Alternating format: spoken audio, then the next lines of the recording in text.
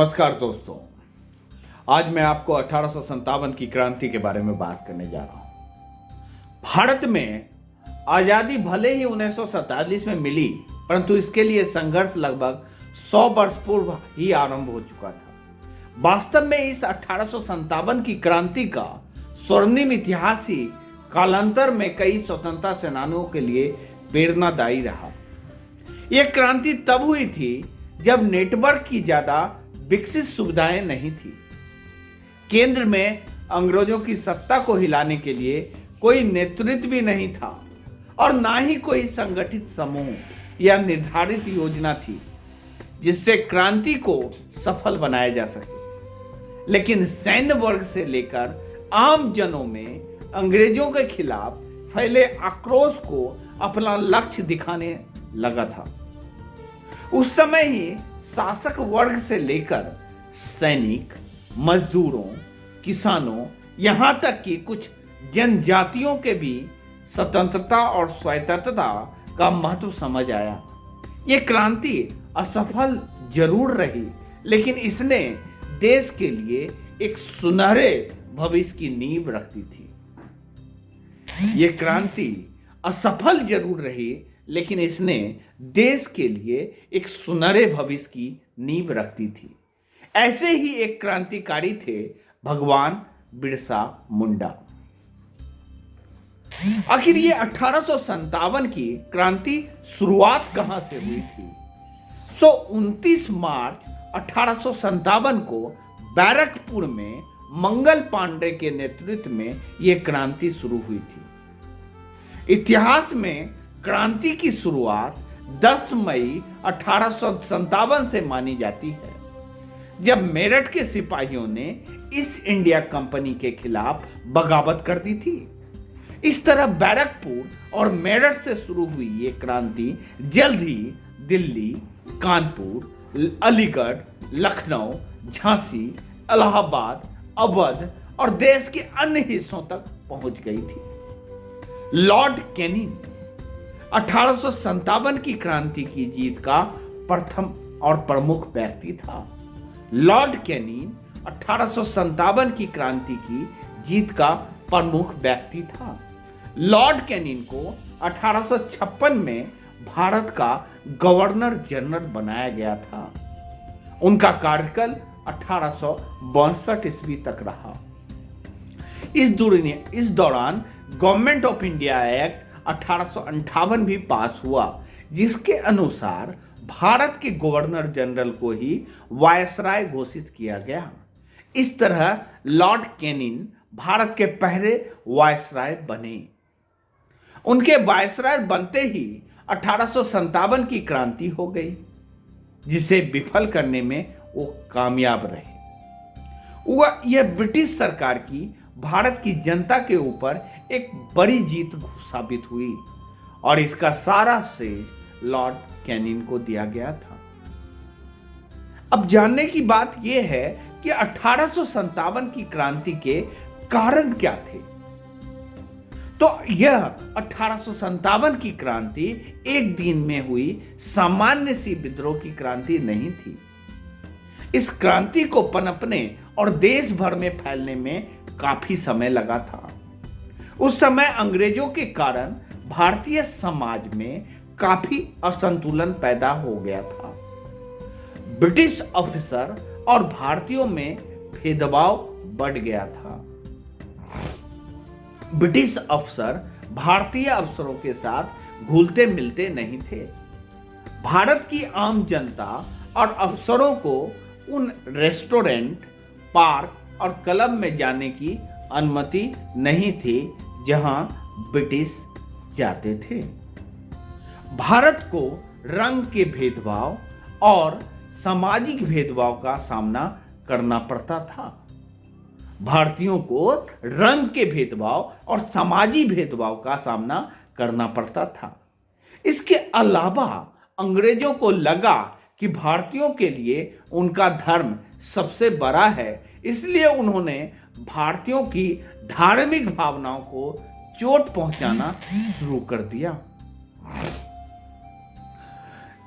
इसलिए उन्होंने भारतीयों की धार्मिक भावनाओं को चोट पहुंचाना शुरू कर दिया, जिससे समाज में रोष फैलने लगा।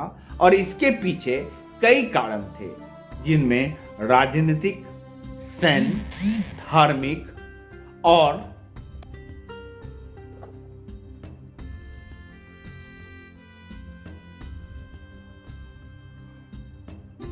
मुख्य कारण थे। जिस धार्मिक और सामाजिक मुख्य कारण थे।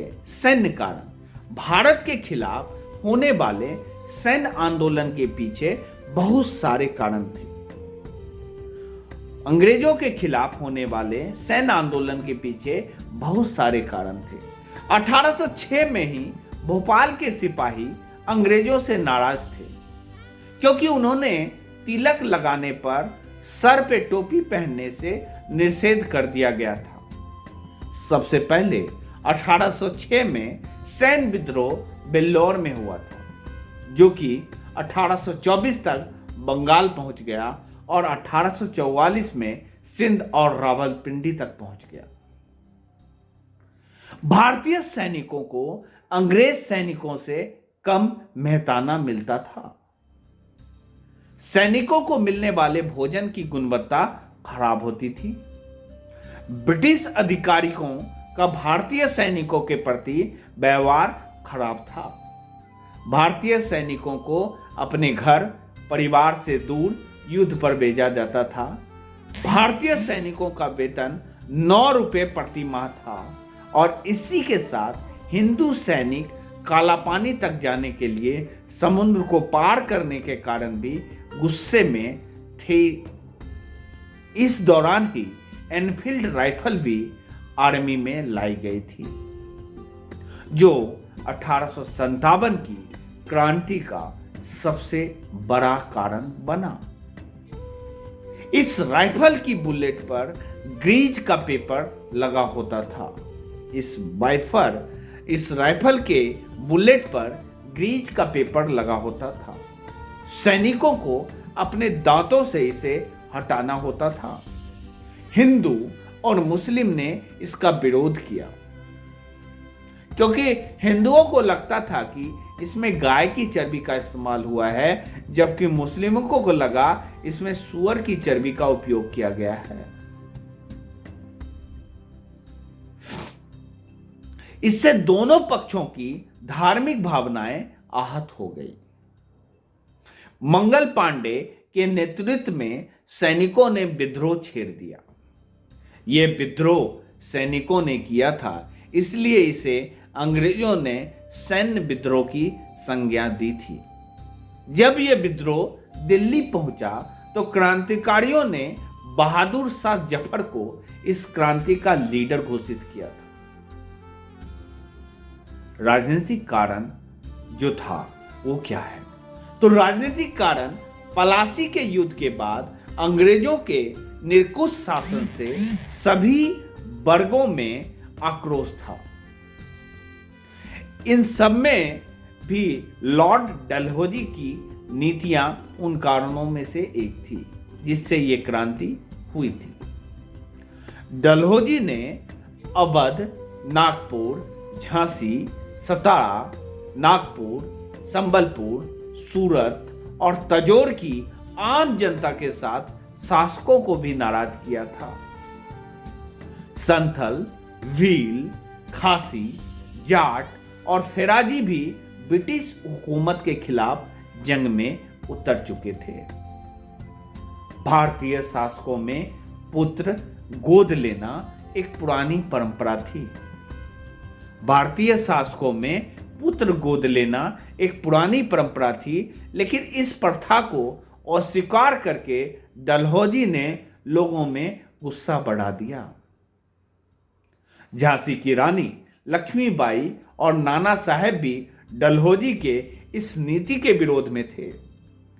क्लाइव के अच्छे शासन के लिए लाई गई दोहरी नीति से भारत में अकाल पड़ गया। क्लाइव के अच्छे शासन के लिए लाई गई दोहरी नीति से भारत में अकाल पड़ गया। जब बहादुर शाह द्वितीय ने मुगल शासक की गद्दी छीन ली थी, तब मुस्लिम वर्ग ब्रिटिश हुकूमत के खिलाफ एकजुट हो गया था। आर्थिक कारण, प्लासी युद्ध के बाद भारत में देश में गरीबी बढ़ गई थी, क्योंकि ब्रिटिश सरकार ने भारत से डायमंड, सोना, चांदी और अन्य बेशकीमती वस्तुएं छीन ली थी। आर्थिक कारण जो था, प्लासी युद्ध के बाद देश में गरीबी बढ़ गई थी, क्योंकि ब्रिटिश सरकार ने भारत से डायमंड, सोना, चांदी और अन्य बेशकीमती वस्तुएं छीन ली थी। हमारे देश में आम जनता से एकत्र किया हुआ कर, जिसको टैक्स कहते हो, इंग्लैंड जाता था। हमारे देश में आम जनता से एकत्र किया हुआ टैक्स इंग्लैंड जाता था और 1833 ईस्वी के चार्टर एक्ट ने बहुत सी यूरोपियन कंपनी को भारत में व्यापार करने की अनुमति दे दी थी, जिससे भारत पर आर्थिक दबाव बढ़ गया था। अंग्रेज यहां से कच्चा माल कम दरों पर खरीदकर यहीं पर ऊंचे दामों में रेडीमेड चीजें बनाने लगे थे। भारत का बाजार मैनचेस्टर कपड़ों से भर गया था, जिसके कारण आखिर में यहां का हैंडीक्राफ्ट इंडस्ट्री खत्म हो गई थी। इस तरह से चीजों को कीमत बढ़ जाने और आमदनी कम होने के कारण यहां अकाल और महामारी फैलने लगी। दीवानी हासिल करने के बाद जमीनों की लागत भी बढ़ गई। भारतीयों का वेतन अंग्रेजों से बहुत कम था, जिससे आर्थिक असंतुलन पनपने लगा था। भारत के छोटे छोटे उद्योगों को समाप्त किया जाने लगा था। यहाँ की क्राफ्ट्समैन, मजदूर और किसान गरीब होने लगे थे। ये सभी वर्ग बढ़े हुए कर का बोझ भी नहीं उठा पा रहे थे। धार्मिक कारण, भारत की बहुत बड़ी जनसंख्या पश्चिमी सभ्यता के कारण आए परिवर्तन के साथ सामंजस्य नहीं बना पा रही थी। 1850 में हिंदू लॉ में आए परिवर्तन से वो हिंदू जिसने धर्म परिवर्तन कर क्रिश्चियन बना है, वो भी अपने पैतृक संपत्ति में उत्तराधिकार रख सकता था। 1850 में हिंदू लॉ में आए परिवर्तन से वो हिंदू जिसने धर्म परिवर्तन कर क्रिश्चियन बना है, वो भी अपने पैतृक संपत्ति में उत्तराधिकार रख सकता था। मिशनरी पूरे भारत में क्रिश्चियनिटी फैला रहे थे। सती प्रथा और कन्या भ्रूण हत्या के खिलाफ और विधवा विवाह के पक्ष में बने कानून को समाज की परंपराओं को तोड़ने की कोशिश के रूप में देखा जाने लगा। रेलवे और टेलीग्राफ को भी शक की नजर से देखा जाने लगा। इसके अलावा सैन्य कारण में लिखा पॉइंट 8.4 भी धार्मिक कारणों में गिना जाता था। क्रांति की जगह और नेता, जहां तक बात है क्रांति का जगह और वो कौन कौन से नेता थे जिन्होंने क्रांति में भाग लिया था। 1857 की क्रांति का प्रभाव पटना से लेकर राजस्थान तक फैला था। इस समय कानपुर, लखनऊ, बरेली, झांसी, ग्वालियर और बिहार के कुछ जिले मुख्य रूप से इसमें शामिल थे, जहां विद्रोह ज्यादा हुई थी। क्रांति भले सब जगह एक साथ और एक ही समय में ना हुई हो, लेकिन अंग्रेजों को अलग अलग जगह पर विभिन्न स्वतंत्रता सेनानियों के नेतृत्व में कई छोटे बड़े संघर्ष का सामना करना पड़ा, जिसका ब्रिटिश हुकूमत पर गहरा प्रभाव पड़ा। दिल्ली, यहां पर मुगल शासक बहादुर शाह जफर के साथ जनरल वक्त खान ने क्रांति की अगुवाई की। वे बरेली की फौज को लेकर दिल्ली लेकर आ गए थे। यहां पर मुगल शासक बहादुर शाह जफर के साथ जनरल वक्त खान ने क्रांति की अगुवाई की। वे बरेली की फौज को दिल्ली लेकर आ गए थे। लखनऊ, ये जगह तब अवध की राजधानी हुआ करती थी। लखनऊ ये जगह तब अवध की राजधानी हुआ करती थी। यहां पर अवध के पूर्व राजा की पत्नी बेगम हजरत महल ने क्रांति की अगुवाई करी थी। बेगम के पुत्र बिजरिस कदीर को नवाब घोषित किया गया और उनके नेतृत्व में हिंदू मुस्लिम को एक समान महत्वपूर्ण पद दिए गए थे। अवध की पुरानी सेना के बिखरने के कारण कुछ विद्रोही सैनिक भी इस सेना में शामिल हुए और अंग्रेजों से युद्ध किया। आखिर में लखनऊ पर ब्रिटिश सेना ने भी कब्जा कर लिया और रानी नेपाल भाग गई। कानपुर, यहां से क्रांति का नेतृत्व पेशवा बाजीराव द्वितीय नाना साहब कर रहे थे। उन्होंने क्रांति का साथ इसलिए दिया था क्योंकि उनकी पेंशन ब्रिटिश सरकार ने बंद कर दी थी। कानपुर, यहां की क्रांति का नेतृत्व बाजीराव द्वितीय साहब कर रहे थे। उन्होंने क्रांति का साथ इसलिए दिया था क्योंकि उनकी पेंशन ब्रिटिश सरकार ने बंद कर दी थी। उन्होंने कानपुर पर कब्जा कर लिया और खुद को पेशवा घोषित कर दिया। हालांकि उनकी यह विजय बहुत कम दिनों तक बनी रही और जल्द ही कानपुर पर ब्रिटिशर ने वापस कब्जा कर लिया। क्रांति को अंग्रेजों ने क्रूरतापूर्वक दबा दिया था। नाना साहब तो बचकर भाग निकले, लेकिन उनके सेनापति तात्या तोपे ने जंग जारी रखी और आखिरकार वो ब्रिटिशर से लड़ते हुए शहीद हुए। झांसी, यहां पर झांसी के महाराजा गंगाधर राव नेवालकर की मृत्यु हो जाने के कारण रानी लक्ष्मीबाई ने क्रांतिकारियों का नेतृत्व किया, क्योंकि अंग्रेजों ने लक्ष्मीबाई के दत्तक पुत्र को राजा मानने से इनकार कर दिया था। उन्होंने अंग्रेजों से युद्ध किया, जिसमें तात्या तोपे ने उनका साथ दिया।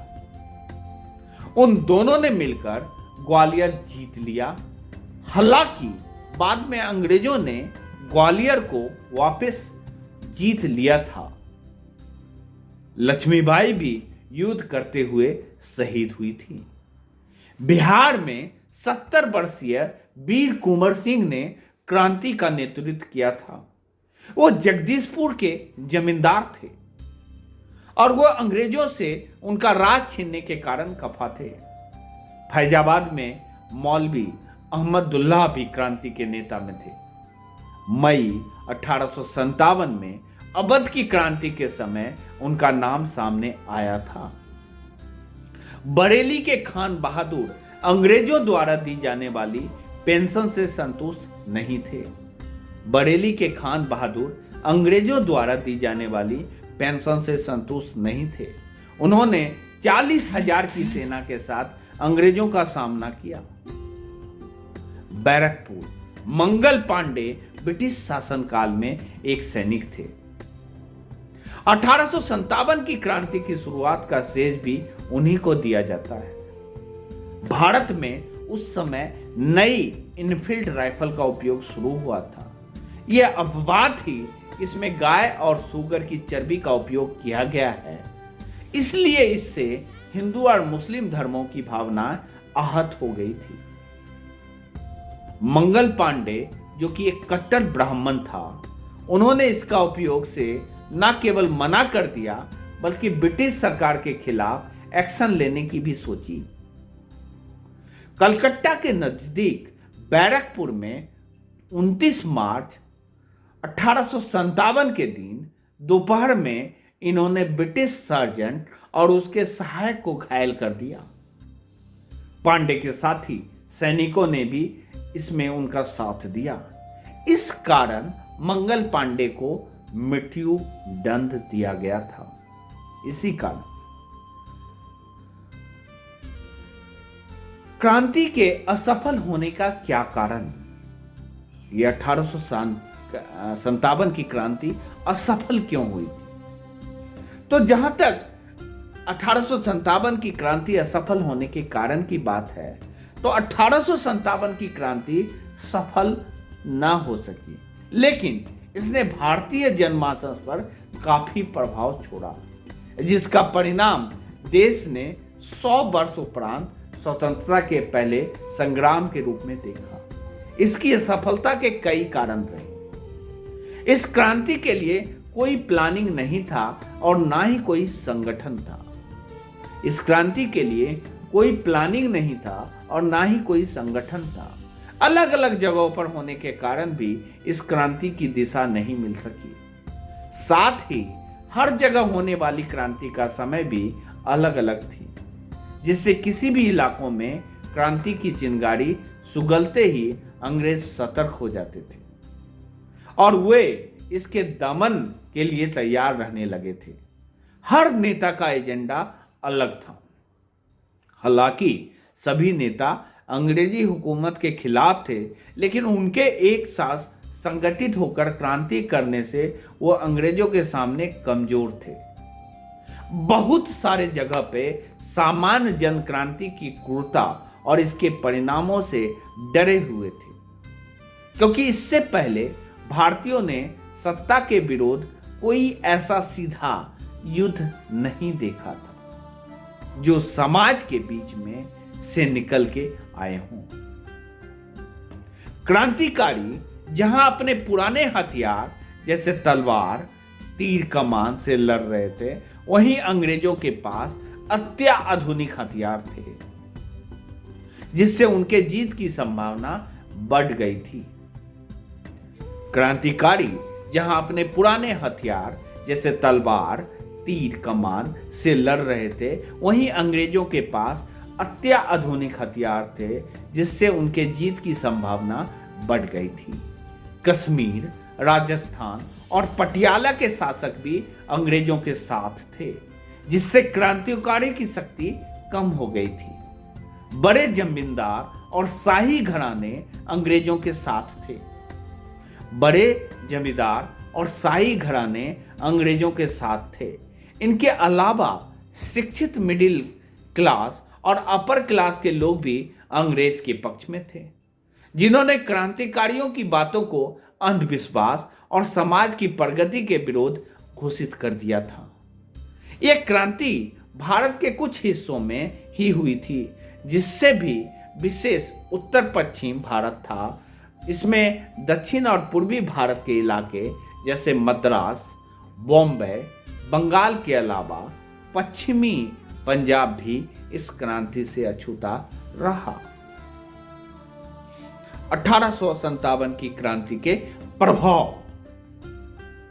इस क्रांति के दीर्घकालीन और अल्पकालीन दोनों प्रभाव देखने को मिले।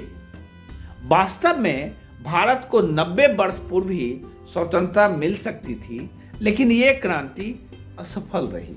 इस कारण इसे प्रभाव अगले 100 वर्षों तक सामने आते रहे। 1857 की क्रांति के बाद अल्पकालीन प्रभाव, इसके अल्पकालीन प्रभाव अगले 3 वर्षों तक परिलक्षित हुए थे। अंग्रेज द्वारा घोषित इस सैन्य विद्रोह के बाद ब्रिटिश मुगल राज को खत्म करने के साथ ही ईस्ट इंडिया कंपनी का शासन हटाकर क्वीन विक्टोरिया का शासन लागू किया गया। रानी विक्टोरिया को भारत से विशेष लगाव था और उनके पास भारत संबंधी मसलों के लिए निजी सलाहकार भी नियुक्त था। भारतीयों ने रानी के सीधे शासन का स्वागत किया। 1877 में रानी को भारत की सम्राज्ञी घोषित कर दिया गया था। भारत में ब्रिटिश आर्मी में ज्यादातर सिपाही थे। हर 9वां सिपाही ब्रिटिश था।